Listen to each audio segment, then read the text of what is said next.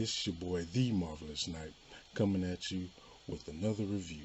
Space Jam, A New Legacy, starring LeBron James. So if you haven't seen this movie yet, you might want to not watch this video because this is all spoiler talk, right? So you've been warned. So you might want to exit out. So, going into this, I was highly anticipated for it because I'm a LeBron James fan. I did enjoy the first Space Jam movie with Michael Jordan when it came out in the 90s. By any means, my expectations for it that I wanted it or I knew that it was going to be an Oscar worthy film. Because anybody that thought that, slap yourself. LeBron James is a basketball player. He's not an actor. I wasn't expecting no Denzel Washington or Will Smith performance out of him. I was just looking to see if Space Jam, the legacy of Space Jam, could it still capture, I won't say the feeling when I saw the first one as a kid, but could it capture what I would feel if I watched the first one as an adult. And for the most part, it did. So before I watched New Legacy, I watched the original Space Jam with Michael Jordan, since it's been a decade, just to get that what I would think if the Michael Jordan Space Jam came out today, right? To capture that feeling. It wasn't a bad movie. It wasn't, it was okay. It was cool. And that's pretty much what this one was with LeBron James for me. So you already know what New Legacy is about. It's about LeBron James's son, who LeBron is pushing to be the next, be into basketball, work hard and stuff like that.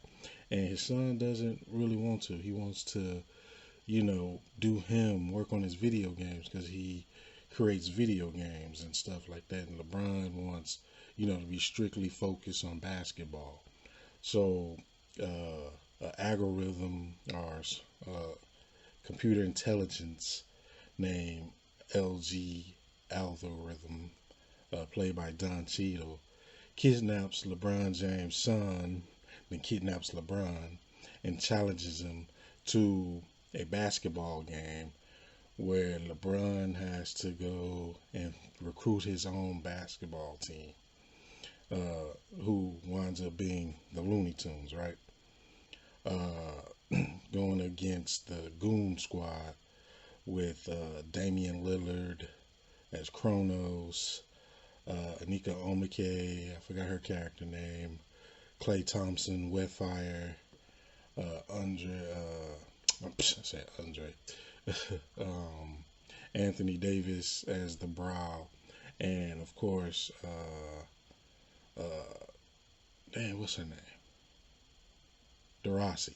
I can't figure her first name. Degrassi. She played for the is it Mercury? But Donna Degrassi, that's her name. The White Mamba, which is her nickname in real life. So that's the Goon Squad. So going into this film, like, the special effects was awesome. I know a lot of people was complaining about, I think somebody was like, it was too much NBA Jam stuff going on. I actually liked it. It was pretty cool. You can see that they wanted this to be their own. It wasn't trying to top Space Jam. They just didn't want to copy Space Jam outright. And you can see that they did everything on their own, in their own way or whatnot. I thought the various Warner Brother properties like Matrix, Harry Potter, Game of Thrones, Mad Max, what am I missing? Mick and Morty, I think. I never watched the show. I seen them around, so I think that's their names. Y'all can correct me if I'm wrong. But I liked it. And then when you read these critics reviews, these so-called top critics, they talking about all these different properties and blah blah blah. They were only in there for like 1 second. I think the one that had the most, that was longer than 1 second was the Layla Bunny when she was in the Wonder Woman universe. I loved that. That was pretty cool. I think Rosie O'Dawson voiced her. She actually voices Wonder Woman in the DC animated films. So it was pretty cool to see her come back and voice her in here. I love the when they went to the DC world and the Justice League or whatnot from the old cartoons from back in the day that I used to watch. So that was pretty cool as well. Um, who else? Who else? Who else? Um, there was another. I said Matrix. I think that was it. Yeah, that was it. But I loved all the interacting with those worlds, and the Looney Tunes would scatter out through those. I also like that instead of this time the Looney Tunes seeking out LeBron's help, it was LeBron that needed their help. From the first one, the Looney Tunes had to go get Mike to help them go against the Monstars. So that was pretty cool. Negative wise for this film that I can, that I had a problem with. I think it was a little too long than it needed to be because by being an hour and 55 minutes, and some between there was some, it was a little choppy, a little slow, and stuff like that. I think they could have shortened it up a little bit because the first Space Jam is really not that long. Like I literally put it in, and it didn't even feel like an hour that went by. It was like dun dun, and that was it. I'm not saying that this one needed to be like that. I'm just saying it could have been shortened down. And the music wise, I wasn't a fan of the music. Space Jam, the first Space Jam, it had the Monica song, it had the R. Kelly song, it had the Fly Like an Eagle. I don't know who sings that song, but it had R. Kelly, I Believe I Can Fly, Monica. Can't think of the song, name of the song, but y'all know what I'm talking about. But they had some good, catchy music that went with the movie. This, no, the music totally sucked. Me personally, I think. I'm not gonna say suck. It just didn't fit.